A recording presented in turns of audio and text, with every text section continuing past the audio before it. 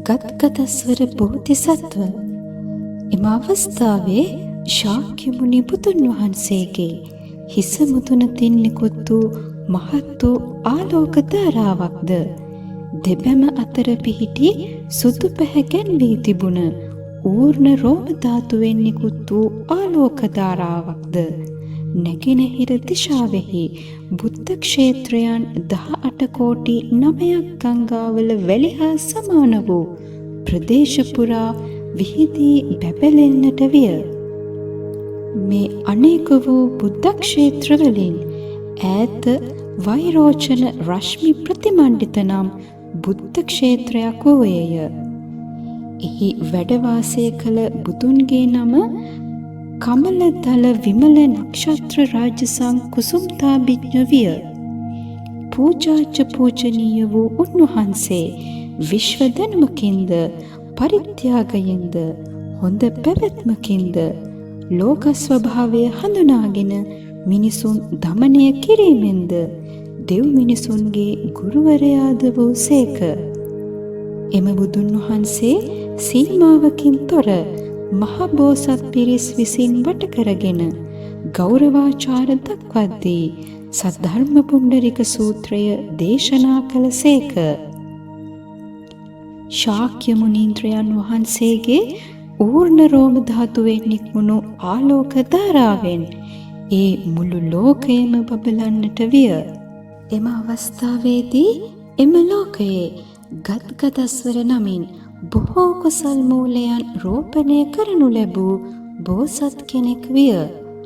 ඔහු විසින් ගණන් කළ නොහැකි 100,000 මිලියන බුදුවරුන්ට පූජෝපහාර පවත්වමින් උපස්ථාන කරන ලද්දේ විය. එහි ප්‍රතිඵලයක් වශයෙන් නොයෙක් ආකාරයෙන් ප්‍රඥාව වඩවා සමාධිය ලබා ගත්තේය. ඒවා නම් ද්වජක්‍රකේයුර සමාධිය, සද්ධර්ම පුණ්ඩරික සමාධිය, විමලදත්ත සමාධිය, නක්ෂත්‍ර රාජ වික්‍රීඩිත සමාධිය, අතිලම්බ සමාධිය, ඥාන මුද්‍රා සමාධිය, චන්ද්‍ර ප්‍රදීප සමාධිය, සර්වරූත කෞශල්‍ය සමාධිය, සර්ව පුණ්‍ය සමුච්ච සමාධිය, ප්‍රසාදවතී සමාධිය, 이르දි වික්‍රීඩික සමාධිය, ඥානාලෝක සමාධිය, ව්‍යෝහරාජ සමාධිය, විමලාගර්භ සමාධිය, විමල ප්‍රභාෂ සමාධිය, අප්‍යත්සන සමාධිය, සූර්යවර්ත සමාධිය ලැබුවෝය. මෙසේ ලබා ගන්නා සමාධි ගංගා නදියේ 100,000 දසදහස් මිලියන ගණන් වැලියට වැලිවලට සමානය. ශාක්‍ය මුනි පුත්‍රජුන්ගේ ශරීරයෙන් නික්මුණු රශ්මි ධාරාව ගත්ගදස්වර බෝසතුන්ගේ ශරීරයට වැටෙනවා සමගම කමලදල විමල නක්ෂත්‍ර රාජසං කුසුම්තාභිඥ බුදුන් වහන්සේට මෙසේ අමතන්නේය. ලෝක පූජිතයාණනි, මම සභාලෝකයට ගොස් ශාක්‍ය මුනි බුදුරජාණන් වහන්සේට වැඳ නමස්කාර කොට පූජෝපහාර පැවැත්විය යුතු වෙමි. එසේම බෝධිසත්ව මංජුශ්‍රී බයිෂජ්‍ය රාජ ප්‍රධාන ශූර නක්ෂත්‍ර රාජ සංකුසුම්තාභිඥ විශිෂ්ට චාරිත්‍ර ව්‍යෝහ රාජහා බයිෂජ්‍ය රාජ සමුදගත යන බෝසතුන්ටද පූජෝපහාර පැවැත්විය යුතුය. එම අවස්ථාවේ කමලදල විමල නක්ෂත්‍ර රාජ සංකුසුම්තාභිඥ බුදුන් වහන්සේ ගත්ගදස්වර බෝසතුන්ට මෙසේ පවසන්නේය. සභාලෝකයේ සමහර තැන් උසස්ය, සමහර තැන් පහත්ය, අපිරිසිදුකමින් පිරී ඇත. ගල්කඳු වැටිවලින් අපිරිසිදුකමින් හා දුර්ගන්ධයෙන්ද පිරී ඇත. ශාක්‍ය මුනි බුදුරදුන්ද මිටි ශරීරයකින් යුක්ත වන අතර බෝධිසත්වවරු හා අනෙක් අයද මිටි ශරීර ස්වරූප ඇත්තෝය. ඒ නිසා ඔවුන් දැකීමෙන් පහත් හැඟීමක් ඇති කර නොගන්න. ඔබගේ ශරීරය යොදුන් 68 ලක්ෂයක් උස් වන අතර මාගේ ශරීරය යොදුන් 68 ලක්ෂයක් උසය. ඔබගේ ශරීරය මනා අඟපසකින් යුක්ත වන අතර සිය දහස් ගණන් ආශිර්වාද රශ්මි ධාරාවන්ගෙන් යුක්තය. එය විශේෂයෙන්ම පුදුමාකාරය. ඒ නිසා ඔබ සභාලෝකයට ගිය විට එම ලෝකය ගැන හෝ බුදුරදුන් ගැන හෝ බෝසත්වරුන් ගැන හෝ පහත් හැඟීමකින් අවමානයක් වනසේ නොබලන්න. බෝසත් ගද්ගදස්වර බුදුන් වහන්සේට මෙසේ කීහ. දැන් මාගේ සභාලෝකය වෙත යන ගමන වනාහි තථාගතයන්ට සියලු ගෞරවයන් පිණිස වන්නේය. තථාගතයන්ගේ ලෝකෝත්තර බලයෙන් කරන ලද වික්‍රීඩතාවයෙන් තථාගතයන්ගේ ව්‍යුහයෙන් ඥාන බලයෙන් හා ආශිර්වාද බලයෙන් යන්නෙමි. ඉක්බිති ගද්ගදස්වර බෝසතුන් සිය අසුනෙන් නොනැගිටම ශරීරයෙන් නිකුත් නොවී සමාධියකට සමවැදුනේය. එකනෙහිම සභාලෝක ධාතුවෙහි ගිච්ඡකූට පර්වතයේ ධර්මාසනය ළඟින්ම නිර්මිත වූ මණික් වලින් නිර්මිත වූ ජම්බුනාද රත්රන් වලින් සැදුණු දඬු වලින් යුක්ත 84000ක් නිලුම් මල් මැවූහ. ඒවායේ පත්‍ර රිදියෙන්ද මල් කේශර දියමන්ති වලින්ද නිම වූයේ විය. එම අවස්ථාවේ ධර්ම කුමාර මංජුශ්‍රී දුර සිටම නෙළුම් මල් රාශිය දැක බුදුරදුන්ට මෙසේ පවසන්නේය. භාග්‍යවතුන් වහන්ස, මෙසේ ආශ්චර්යාත්මක දෙයක් සිදුවීමට නිමිත්ත කුමක්ද? දසදහස් ගණන් නෙළුම් මල් පිපී ඇත. එම මල්වල දඬු ජම්බුනාද රත්රන් වලින්ද, කොළ රිදියෙන්ද, රේණු දියමන්ති වලින්ද, මණිපත්‍ර කිම්සුල මණික් වලින්ද සෑදී ඇත. එවිට ශාක්‍ය මුනි බුදුන් මෙසේ මංජුශ්‍රීට පවසයි. මහසත් ගද්ගදස්වර බෝසත් කමලදල විමල නක්ෂත්‍ර රාජ සංකුසුම්තාභිජ්ජ පුතුන්ගේ බුද්ධ ක්ෂේත්‍රයෙන් නික්මීමට අදහස් කරගෙන සිටින්නේය. 84000ක් බෝසතුන් පිරිවරාගෙන මෙම සභාලෝකයට පැමිණෙන්නේ මාහට ගෞරව පූජා පැවැත්වීමටය. එසේම සද්ධර්ම පුණ්ඩරික සූත්‍රය ඇසීමට සහ පූජෝපහාර පැවැත්වීමටය. මංජුශ්‍රී බෝසතුන් බුදුන්ට මෙසේ පවසයි. මෙවන් ලෝකෝත්තර බලයෙන් මෙවැනි දේ කිරීමට ඔහු විසින් කුමන කුසල් කළේද? කොපමණ මහත්ඵල ලබාගෙන ඇද්ද? කුමන සමාධියක් පවත්වාගෙන යන්නේද? ඒ නිසා අප වෙත අනුකම්පාවෙන් ඒ සමාධිය කුමක්දැයි පැහැදිලි කරන සේක්වා. තවද අපි අපමණ උත්සාහයෙන් වීරියෙන් එම සමාධිය පුහුණු කරන්නෙමු. අප ඒ සමාධිය පුහුණු කරනු ලබන්නේ නම් අපට ඒ බෝසතුන්ගේ ආකල්ප, ස්වරූපය, ගති පැවතුම් නිරීක්ෂණය කිරීමට හැකිවේද? ඒ නිසා ලෝක පූජිතයාණෙනි, ඊර්ති බලයෙන් එම බෝසතුන් මෙහි කැඳවාගෙන එන සේක්වා. එසේ වූ අපිට ඔහු දැකගත හැකි වන්නේය. එම අවස්ථාවේ ශාක්‍ය මුනි බුදුන් මංජුශ්‍රී බෝසතුන්ට මෙසේ වදාළහ. ප්‍රභූතු රත්න පුතුන් වහන්සේ බොහෝ කලකට පෙර පිරිනිවන් පෑවේ වුවද දැන් උන්වහන්සේ සිය ශරීරය ඔබට පෙන්වා සිටින්නාහුය. ප්‍රභූත රත්න බුදුන් වහන්සේ ගද්ගදස්වර බෝසතුන්ට මෙසේ පවසයි. එන්න කුල පුත්‍රය, මංජුශ්‍රී බෝසතුන් ඔබගේ ශරීරය දැකීමට ආශාවෙන් සිටී. එම ප්‍රකාශයත් සමගම ගද්ගදස්වර බෝසතුන් 84000ක් බෝසතුන් සමග සභාලෝකයේ පෙනී සිටියේය. ගමන් මාර්ගයේදී ඔහු විසින් පසු කරන ලද ලෝකයන් 6 ආකාරයකින් කම්පනය විය. සප්තමණික් නෙළුම් මල් වර්ෂාවක් පතිත විය. සියදහස් දිව්‍ය සංගීත භාණ්ඩ වාදනය කිරීමකින් තොරව වැයෙන්නට විය. මෙම බෝසත්වරුන්ගේ ඇස් නිල් මහ නිල් මල් මෙන් වූ අතර මුහුණු චන්ද්‍රයන් දසදහසක් එක විට පෑයූ වාසේ විය.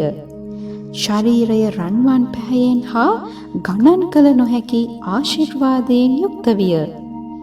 ඔහුගේ බලය හා තේජස මහත්ය. දිලිසෙන ශරීරය විශේෂ ලක්ෂණ වලින් යුක්ත වූ අතර නාරායන ශරීරයට සමානය. සප්ත රත්නයෙන් සෑදුණු උස් අසුන මත වැඩහිඳ තල්ගස් 8ක් උසට මහ පොළොවෙන් උඩට නැගී සිටියේය. අනතුරුව ඔහු වටා සිටි බෝසත්වරුන් පිරිවරාගෙන ගෞරවයෙන් සභාලෝකයේ ජිජ්ජකූට පර්වතය වෙත වැඩම කළේය. එහි වැඩම කර සප්තරත්න කූටාගාරයෙන් බැස 100,000ක් වටිනා මාලයක් රැගෙන බුදුන් වැඩි ස්ථානයට ගියේය. හිස පොළොවට පහත් කොට බුදුන්ගේ දෙපා නමස්කාර කොට මාලය තෑගි කරමින් මෙසේ කියන්නේය. ලෝක පූජිතයාණෙනි, කමලදල විමල නක්ෂත්‍ර රාජ සංකුසුම්තා බිජ්ජ පුතුහු මෙසේ විමසීමට කැමැති වෙති. ලෝක පූජිතයාණෙනි, ඔබ වහන්සේ අල්පාබාධව සිටින්නේද? සැහැල්ලුවෙන් සිටින්නේද? සැප පහසු ලෙස යාම ඒම කළ හැකිද? සුඛ විහරණය කිරීමට පුළුවන්ද? ලෝක කටයුතු ඉවසා දරා සිටින්නේද? ආපෝ, තේජෝ, වායෝ, පඨවි සතර කරුණු නියමාකාරයෙන් සමතුලිතව තිබේද? සියලු සතුන් පහසුවෙන් ගලවා ගත හැකිද? ඔවුන් තණ්හා, ලෝභ, මෝහ, ඊර්ෂ්‍යා, උද්ධච්චකමින් ප්‍රමාණයට වැඩියෙන්ම සිටින්නේද? මව්පියන් කෙරෙහි කළ ගුණ ගරු සත්කාර නොකරන්නෝද? ඔවුන් ශ්‍රමණයන්ට ගෞරව නොකරන්නෝද? මිත්‍යා දෘෂ්ටික අදහස් අන් අයට දෙන්නේද? පස්කම් සැපතෙහි ගිජු නොවන්නේද? මේ සියලු සතුන්ට මාරසේනාව පරාජය කිරීමට හැකි වූවාද යන කරුණු විමසීමට ආශාවෙන් සිටී. ප්‍රබෝධරත්න බුදුන් වහන්සේ බොහෝ කලකට පෙර පිරිනිවන් පා ඇත. උන්වහන්සේ සත්‍රුවන්මය ස්තූපයට වැඩම කර සිටින්නේ සද්ධර්ම පුණ්ඩරික සූත්‍රය අසන්නටය. ප්‍රබෝධරත්න බුදුන් වහන්සේගේ සුඛ විහරණයෙන් සිටීද අල්ප වූ කනගාටුවෙන් හා ඉවසීමෙන් සිටීද යන්න දැන ගැනීමට අවශ්‍යය. ලෝක පූජිතයාණෙනි, ප්‍රබෝධරත්න බුදුන් වහන්සේගේ ශරීරය දැකීමට කැමැත්තෙමු. ඒ නිසා අපි ගැන අනුකම්පාවෙන් උන්වහන්සේ දැකීමට අවසර දුන මැනවි. එම අවස්ථාවේ ශාක්‍ය මුනි බුදුරදුන් ප්‍රබෝධරත්න බුදුරදුන්ට මෙසේ කියයි. මෙම ගද්ගදස්වර බෝසතුන් ඔබ දැකීමට කැමැත්තෝය. යහපති යහපති, ඔබ මෙහි පැමිණ ඇත්තේ ශාක්‍ය මුනි බුදුරදුන්ට පූජෝපහාර පැවැත්වීමටත් සද්ධර්ම පුණ්ඩරික සූත්‍රය ඇසීමටත් මංජුශ්‍රී බෝසතුන් හා අනෙකුත් අය දැකීමටත්ය. පසුව මහසත් පද්මශ්‍රී බෝසත් බුදුරදුන්ට මෙසේ කියයි.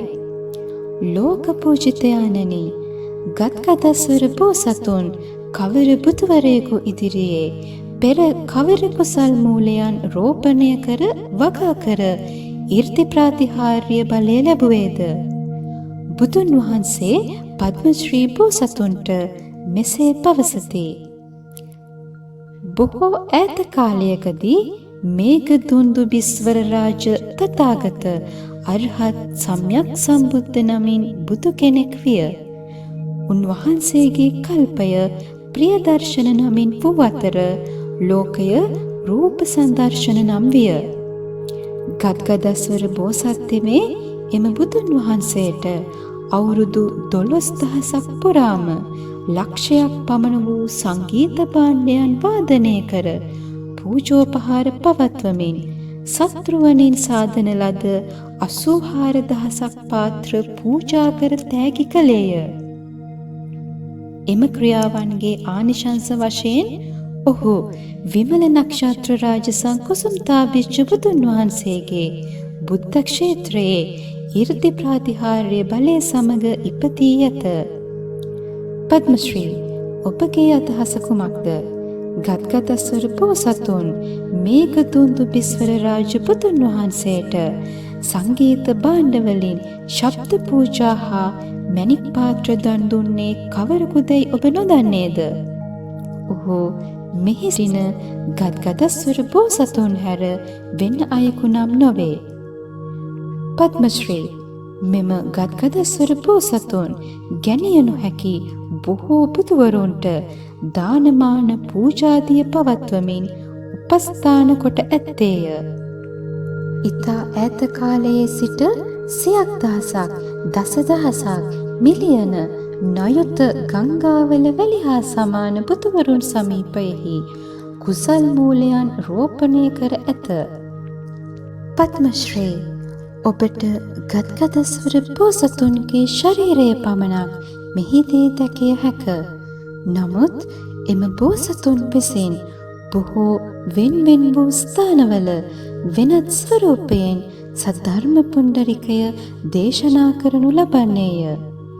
එසේ එක් එක් අවස්ථාවේදී බ්‍රහ්මයා සේද, ශක්‍රයා සේද, මහා ඉන්ද්‍රදේවයා සේද, වෛශ්‍යවන දිව්‍ය රාජයා සේද, සක්විති රජකු සේද, යුව රජ කෙනෙකු සේද, ධනවතකු, ගෘහපතියකු, මහ ඇමතියකු, බ්‍රාහ්මණයෙකු සේද, සමහර විට භික්ෂුවක, භික්ෂුණියක, උපාසකයෙකු, උපාසිකාවක, ශ්‍රාවකයෙක්, ශ්‍රාවිකාවක, මහ ඇමති බිරිඳක්, බමුණෙක් සහ බැමිණියක, තරුණ පිරිමි ළමයෙකු, තරුණ ගැහැණු ළමයෙකු සේද, දිව්‍ය පුත්‍රයෙකු, මකර, ගාන්ධර්ව, අසුර, කරුඩ, කින්නර, මහෝරග, මිනිස් නොමිනිස් ස්වරූපයෙන්ද ධර්මය දේශනා කරනු ලබන්නේය. නිරයේ සිටින පිසාචයන්, තිරිසන් යෝනිවල ඉපදුණු අය වැනි බොහෝ දුෂ්කරතා මත සිටින්නන් එයින් ගලවා ගැනීමට හැකිවන්නේය. අන්තఃපුරවල ජීවත්වන කාන්තාවන් වෙනුවෙන් කාන්තා ස්වරූපයක් ගෙන ගද්ගදස්වර බෝසත්වෝ විසින් ධර්මය දේශනා කරන්නේය. පද්මශ්‍රී, මෙම ගද්ගදස්වර බෝසත්වරයාණෝ සභාලෝකයේ නොයෙකුත් සතුන් ගලවාගෙන ආරක්ෂා කිරීමට හැකිවන්නේය. මෙම ගද්ගදස්වර බෝසතුන් නොයෙක් ස්වරූපයෙන් ඍද්ධි ප්‍රාතිහාර්ය බලය යොදාගෙන සභාලෝකයේ සිටින සියලු දෙනා ගලවා ගැනීම සඳහා මෙම සූත්‍රය දේශනා කරනු ලබන්නේය. තවද එසේ වුවද එම බෝසතුන්ගේ ඍද්ධි බලයට, ලෝකෝත්තර බලයට, ප්‍රඥාවට හානියක් අඩුවක් නොවන්නේය. මෙසේ ගද්ගදස්වර බෝසතුන් සභාලෝකය දිතුලමින් නොයෙක් ආකාරයෙන් ප්‍රඥා උපාය කෞශල්‍ය යොදාගෙන මෙම සභාලෝකය හා දස දිසාවේ ඇති අනෙක් ලෝකවල ඇති ගංගාවල ඇති වැලි හා සමාන ජීවත් වන්නා වූ සතුන් වෙත සුදුසු ආකාරයෙන් තේරුම් ගැනීමට ධර්මය දේශනා කරයි. යමෙකුට විමුක්තිය ළඟා කර දීමට ශ්‍රාවකයෙකු පමණක් අවශ්‍ය වන්නේ නම් උන්වහන්සේ විසින් ශ්‍රාවකයෙකුගේ ස්වරූපයගෙන ධර්මය දේශනා කරනු ලබන්නේය. යම් අයෙකු ගලවා ගැනීමට අවශ්‍ය පසේ බුදුවරයෙකු අවශ්‍ය නම් පසේ බුදුවරයෙකුගේ ස්වරූපයගෙන සද්ධර්ම පුණ්ඩරික සූත්‍රය දේශනා කරන්නේය. යම් අයෙකු ගලවා ගැනීමට බෝසත්වරයෙකු සෑහේ නම් බෝසත් ස්වරූපයගෙන ධර්මය දේශනා කරයි. බුදුවරයෙකු විසින් යම් අයෙකු ගලවා ගත යුතු නම් බුද්ධ ස්වරූපයගෙන ධර්මය දේශනා කරයි.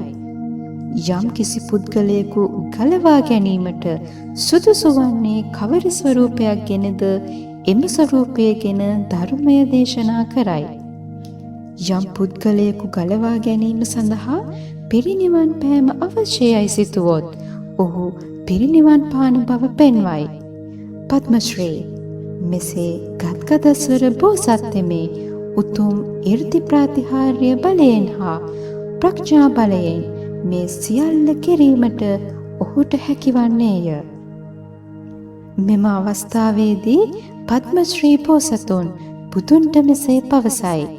ලෝක පූජිතයාණෙනි, මෙම ගත්ගදස්වර බෝසතුන් ඉතා ගැඹුරින් කුසල් රෝපණය කර ඇත. ලෝක පූජිතයාණෙනි, මේ බෝසත්තමේ කිනම් සමාධියකට පත්වී සිටින්නේද? එයින් මෙබඳු ආකාරයෙන් සියලු සතුන් වෙත ගෙනිය නොහැකි මහත් ඵල මහත් ආනිශංස ගෙන දීමට නොයෙක් ස්වරූපයන් පෙන්වා සිටීමට හැකි වී ඇත්තේය. බුදුන් වහන්සේ පද්මශ්‍රී බෝසතුන් වෙත මෙසේ දේශනා කරන්නේය. පින්වත, සියලු ශරීරය ස්වරූපයන් මවා පෙන්වා ඇති මෙම සමාධිය සර්ව රූප සංදර්ශන සමාධියයි. සභාලෝකයේ ගණන් කළ නොහැකි බෝසත්වරු මෙම සර්ව රූප සංදර්ශන සමාධිය හා ධාරණී ලබා ඇත්තාහ. එම අවස්ථාවේදී බෝසත් මහසත් ගත්ගදස්වර තෙමේ ශාක්‍ය මුනි බුදුරජාණන් වහන්සේට හා ප්‍රභූතරත්න බුදුන් වහන්සේගේ ස්තූපයටද වන්දනාමාන පුද පූජා කිරීමෙන් පසුව ඔහුගේ මුල් බුද්ධ ක්ෂේත්‍රයට ආපසු වැඩිසේක. එසේ පැමිණීමේදී පසු කරන ලද ලෝකයන් සයාකාරයෙන් කම්පනයට පත්විය. මැණික් නෙළුම්මල් වර්ෂා වැස්සේය. 100,000 මිලියන ගණන් සංගීත භාණ්ඩ වාදනය විය. ඔහුගේ මුල් ක්ෂේත්‍රයට පැමිණියේ 84,000ක් බෝසතුන් පිරිවරාගෙනය. ඔහු ඒ භාග්‍යවත් කමලදල විමල නක්ෂත්‍ර රාජ සංකුසුම්තාපිච්ච පුතුරදුන් සමීපයට පැමිණ මෙසේ ආමන්ත්‍රණය කළේය. මම සභාලෝකයට ගියෙමි. එහි සිටි බොහෝ සත්වයින්ට කුසල් ඵල ලබා දෙමින් පොහොසත් කළෙමි.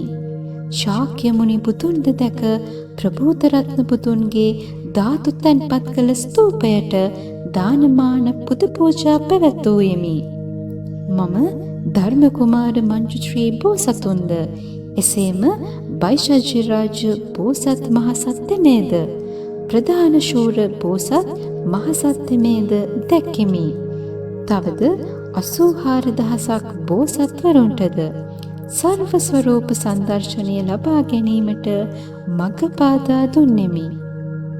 ගත්ගදස්වර බෝසතුන්ගේ පැමිණීම හා ආපසු යාම පිළිබඳ මෙම සූත්‍රය දේශනා කළ අවස්ථාවේදී 42,000ක් දිව්‍ය පුත්‍රයන් උපතත් නොපැවැත්මත් පිළිබඳ සත්‍ය අවබෝධයක් පෙර නොවූ විරු ආකාරයෙන් ලබාගත් අතර පද්මශ්‍රී බෝසත් සද්ධර්ම පුණ්ඩරික සමාධිය ලබා ගත්තේය.